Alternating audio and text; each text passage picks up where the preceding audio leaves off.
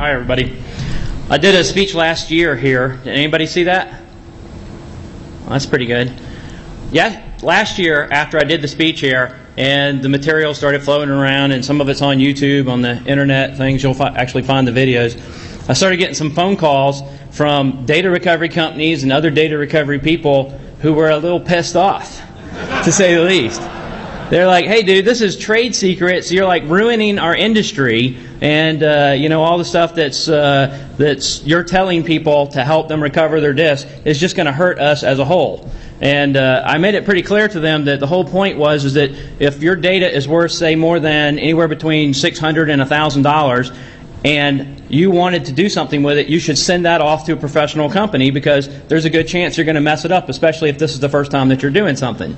And then the second point that I tried to make to them is that most of the stuff that people are doing is they're not going to spend $2,000 to try to get their data back. So I want to try to help them do their own recoveries and actually get somewhere. And I've had a lot of good response from people who've actually done this. So in response to their request for me not to ever do any more material, I'm here with bigger and better and more advanced stuff, and I'm actually going to follow a theme this time. So, thank you. So let's make sure this is going to work.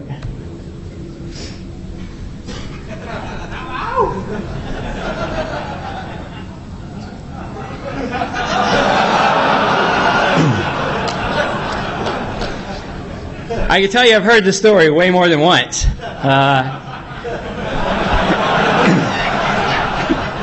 So this is the most common question that I get. So I'm going to try to take two of the most common questions that I've gotten since I did all the presentation stuff last year. I'm not really going to duplicate, but maybe 5% of what I did last year. So the videos are out there. If you go to myharddrivedied.com, they're actually published. I have a ToorCon, DEF CON one up there. They're a little bit different, and there's more material. And I'm only going to duplicate about 5% here because it pertains to this particular problem. And then the second question that I had all the time was about multi-platters. Last year I said you can't do a recovery with a single platter. I meant you as a general audience just without any special tools, because my whole presentation is about not having to have special tools, except for this one thing where it actually has to do with a multi-platter. So I'm going to go into that. But this is a common problem that I get a question for, is what is that clicking noise? The problem with the clicking noise is that it's not a simple problem. It actually is based on 4 different types of problems that all have the same effect. So let's go through those.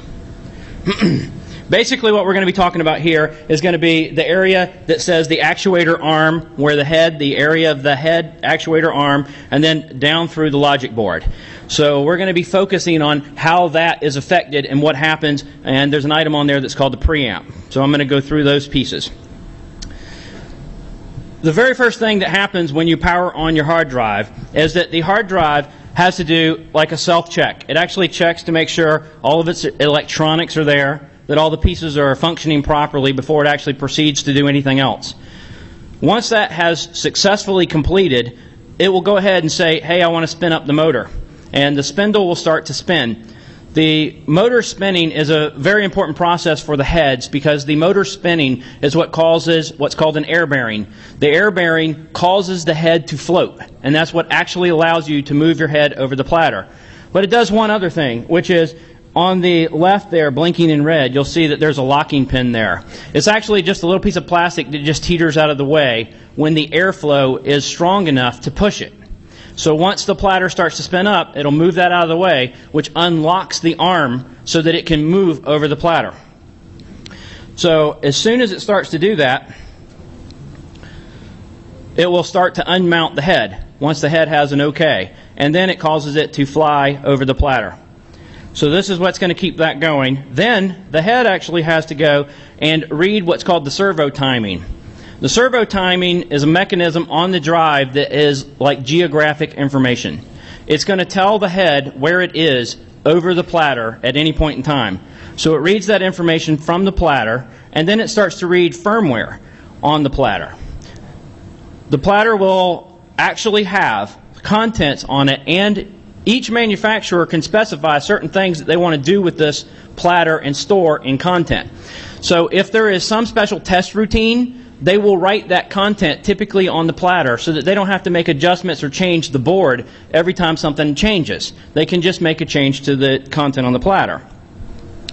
So the way they do this is with something that's called the system area. So every manufacturer has their own specific system area.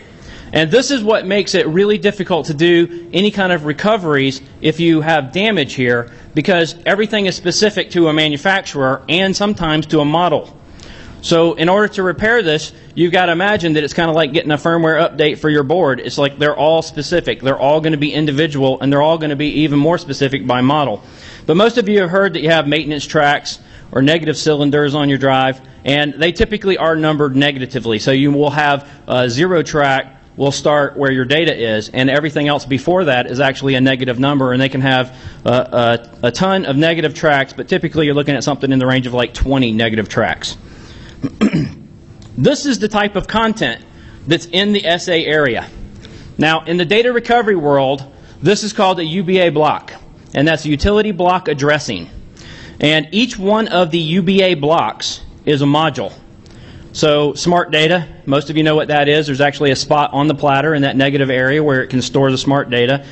Some drives store their serial number there. Some of them actually still have them on the boards, the PCB boards. So if you're going to change something out, there's a specific reason why I'm telling you about these particular items, though. And as I go through the recovery process, you'll see why these items are important. The P list and the G list. Some of the firmware overlay code is important if you've got special tools to recover the data.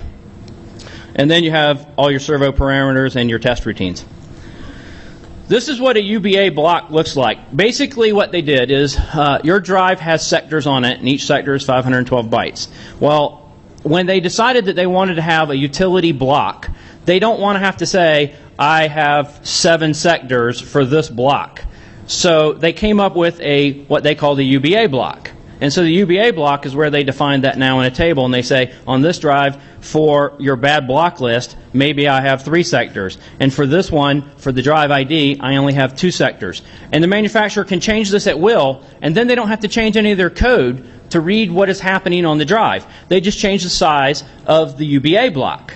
So it makes it a little bit easier for them, and you can actually address the UBA blocks using certain special equipment that says, I want to go read what the bad block list table is, and pull that up. This is just an example. This doesn't mean that it's written in stone, and everybody's is different, and every drive is different.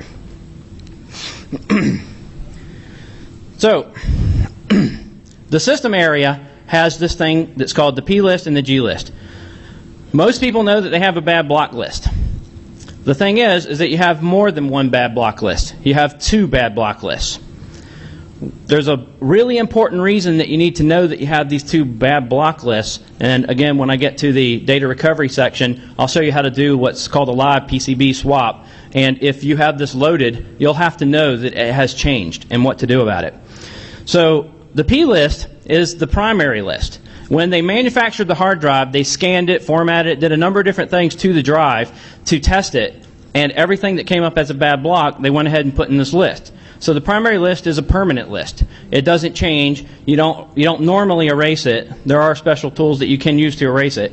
And then the G list is the bad block list that you know of that's called the grown list.